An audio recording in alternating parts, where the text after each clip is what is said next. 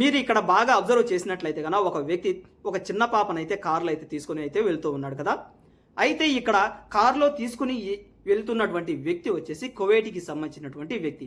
తనతో పాటు వెళ్తున్నటువంటి ఆ పాప ఆ కువైట్కి సంబంధించినటువంటి వ్యక్తి యొక్క కూతురో లేదంటే కనుక తన బంధువులకు సంబంధించినటువంటి అమ్మాయి అయితే కాదు.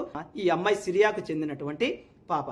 అయితే ఈ 9 సంవత్సరాల వయసు కలిగినటువంటి ఈ చిన్నారిని మరి కువైట్ అతను ఎందుకు తీసుకుని వెళ్ళాడు అంటే గన మనం రీసెంట్గా మనం భారతదేశంలో లోని కూడా కొన్ని ప్రాంతాల్లో అయితే చూస్తూ ఉంటాం కదా. చిన్న చిన్న పిల్లల్ని తీసుకుని వెళ్ళడం, అదేవిధంగా వాళ్ళ యొక్క కామవాంఛలు అయితే తీర్చుకుని అయితే బయట పడేస్తూ ఉంటారు కదా. అదేవిధంగా ఈ కువైట్కి సంబంధించినటువంటి వ్యక్తి కూడా ఈ 9 సంవత్సరాల సిరియన్ చిన్నారిని కూడా అదే విధంగా తీసుకుని వెళ్ళాడు. ఆ పాపపై అత్యాచారం చేసి ఏకంగా మైదాన్ హవేలీలో ఉన్నటువంటి గవర్నరేట్ ప్రాంతంలో పడేసి అయితే చాలా అమాయకంగా వెళ్ళిపోయాడు. జస్ట్ విత్ ఇన్ 24 hours లో ఈ ఫోటోలో కనిపిస్తున్నటువంటి ఈ ఉన్మాదిని అయితే పట్టుకున్నారు. భగవంతుని దయ వల్ల తనకి ఎటువంటి ప్రాణహాని లేదని చెప్పేసి కువైట్కి సంబంధించినటువంటి